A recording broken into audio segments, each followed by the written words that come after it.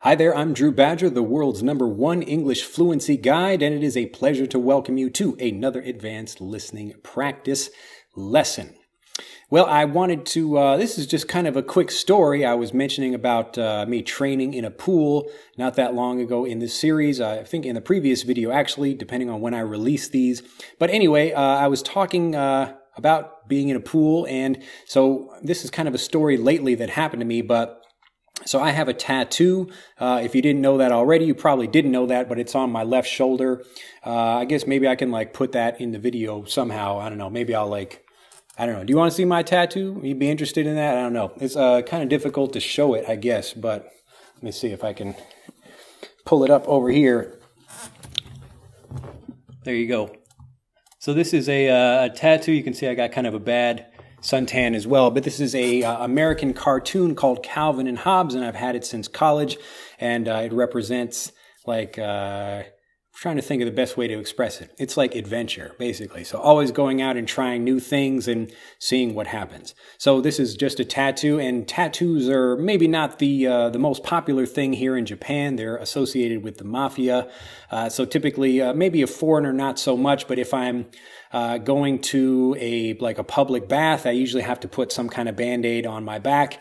And I went to the pool that I go to do exercising near my home.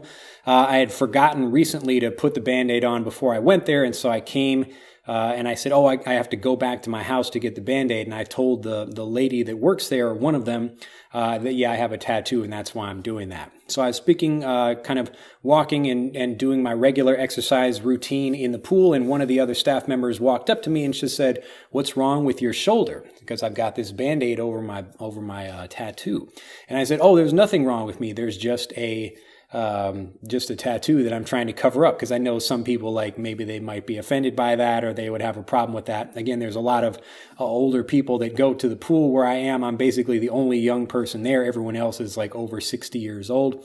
So they have fun with me anyway, but just something like that might be a little bit kind of out of place, or might make some people uncomfortable. Anyway, so she was saying that she was actually impressed that I put on the Band-Aid, and I was like, I'm just trying to do that. I don't want to cause any trouble. I'm just here to exercise, and it shouldn't be that big of a deal. But obviously, I don't really want to wear the Band-Aid because it's a pain in the ass to have to wear this Band-Aid. But it was interesting that she was talking about the idea of the culture and saying that it's very good of you to respect other people in that way. And so what she's really saying, she's praising me for understanding a part of Japanese culture. And it gets me thinking about, okay, I wouldn't necessarily praise someone for understanding that aspect of the culture in America. It's really great that you respect other people's feelings and things like that. It's not, it's important to do that in most places, but in America, that's not a top thing, as far as the things that you would praise someone about. You would praise them about their individualism and their desire to go out and do something even if other people are giving them trouble about it. So really the opposite kinds of things that you would praise someone about in Japan. But anyway, so it gets me thinking about kind of the typical idea that people have about the 5 people that you spend the most time with are kind of your personality. So if you take the average of those 5 people and put them all together as one person, then that's the personality that you have. So if you spend more of your time with wealthy people, you're going to develop a wealthier mindset, or the ability to understand how to make money better, lots of things like that. Or if you spend time around a lot of people that have no money, then you're going to develop the mindset of those people that don't really have much money.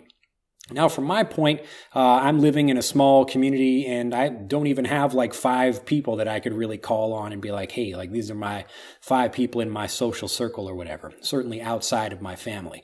But what I do recommend doing, and if you're in a situation like that, recommending or knowing that you are in a situation where you have to connect with other people and that those people are going to influence you, you can get just as great of an influence from people by reading what they write in books. So when you're kind of spending time with me like this on these videos, or we're reading things, whether it's to improve your English or just to learn more about life or anything else, even just to enjoy a great story, you get the you're kind of absorbing that part of the person, their ideas, their ways of doing something, their ways of speaking, just by spending time with those people. And so you don't have to live in an area like I don't. I don't live where there's no I don't live in Silicon Valley where everybody has their own company and there are lots of people doing things. I just live in a small town in Japan. So I have to depend on the internet and the library and going to bookstores and other things like that to get lots of information.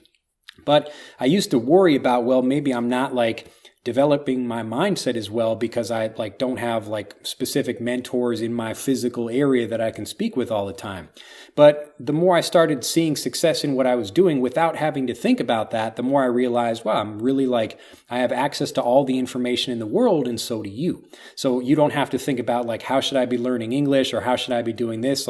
You go online, you search for it, you try a few things, figure out what works, and then you continue working on that until you reach the success level that you're looking for.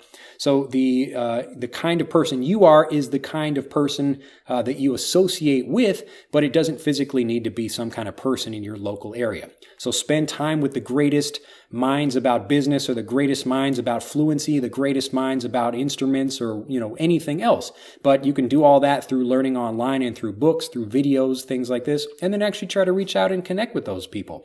And if you can do that, and it's going to help you get much more excited to learn and get fluent faster. So think about the connections that you do have and think about where your ideas are coming from, because the people that you connect with, whether it's in person or you're learning through books or other things, those are the things that are really going to affect how you develop and what your personality will be like. Well, that's it for me in this lesson. I hope you have enjoyed it. If you have, do click that like button, become a subscriber to the YouTube channel if you haven't already, and I look forward to seeing you in the next lesson. Bye-bye. To continue learning, click on the link in this video to download Speak English Naturally, our free guide to speaking and sounding like a native English speaker. The guide reveals the 3 most important kinds of conversational English you must learn if you want to sound native, and will help you experience instant improvement in your fluency and speaking confidence.